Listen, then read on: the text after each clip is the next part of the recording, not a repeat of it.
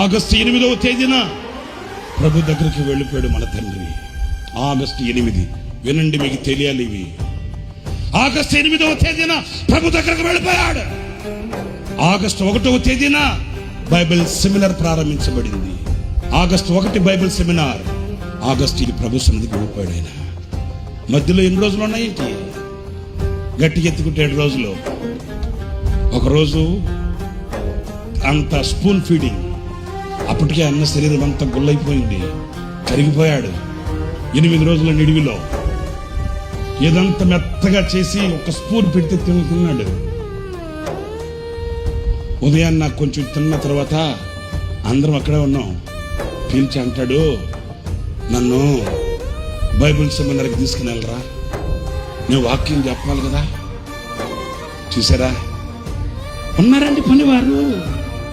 ఎలాంటి పనివారు కావాలి? సేవలో సేనలో పనిచేసే పనివాడు కావాలి. నా పిల్లల దగ్గరికి తీసుకెళ్ళాలరా. విసలన్న అన్నాడు, అన్న ఇన్ఫెక్షన్స్ ఉంటాయి, మీరు బాగైన తర్వాత వెళ్తారు కదా, 4 రోజుల తర్వాత మీరు క్లాస్కి వెళ్తురు అన్నా. అట్లా అంటే 2 కళ్ళల్లో నీళ్లు కార్చాడు. 2 కళ్ళల్లో నీళ్లు కార్చి, రే నా పిల్లల్ని నేను చూసుకోకూడదా? నా పిల్లల్ని నేను చూడాలరా, నా పిల్లల్ని నేను చూడాలి.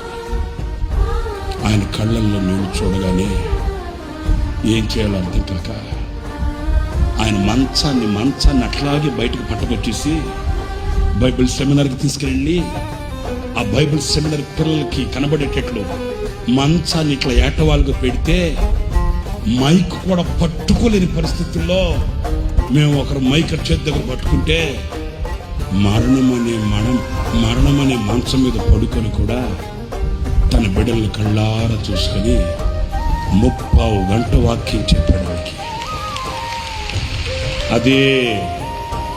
అదే ఆయన చివరి సందేశం.